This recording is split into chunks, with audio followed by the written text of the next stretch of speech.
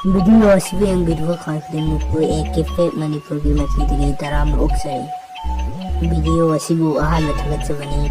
मयामना नुसिबिदुना like comment अमदि subscribe तौजनबिरमु फेक नंबर 1 दा अखोइना सिजिनरिबा चंदी चपीसिंग करंबा लमसिंगना साबनो मयाम खंगबिब्रा अखोइना कोइलदुदि यंगबा मतंदा सोक थारिबा हाइदि 2000 थारिबा अदुगि मखादा यंबियो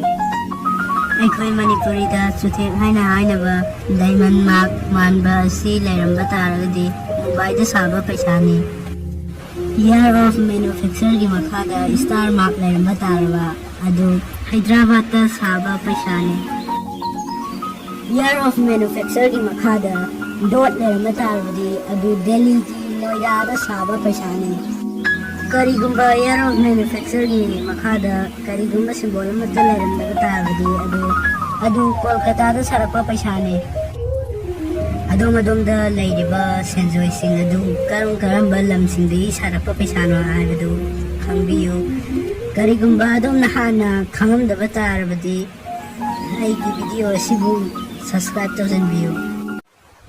फैक्ट नंबर 2 दा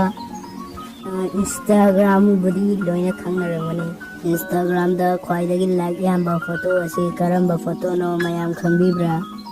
क्रिस्टियानो रोनाल्डो नत्रगा केली जेनर मखोइसिंग असी मानबा तारबदि मखोइसिंग असी नत्ते क्रिस गॉडफ्ले कौबा नुपा अमगी वर्ल्ड रिकॉर्ड एकना मिंगथोनबा इंस्टाग्राम अकाउंट दा अपलोड तौरकपा मसिगी रुमसिना केली जेनर गी फोटो बु ओवरटेक तौदुना दा मियामना पामनबा लाइक तौबा फोटो अमा ओइदि फैक्ट नंबर 3 दा फेसबुक दा लाइक क्वाइदगी यामबा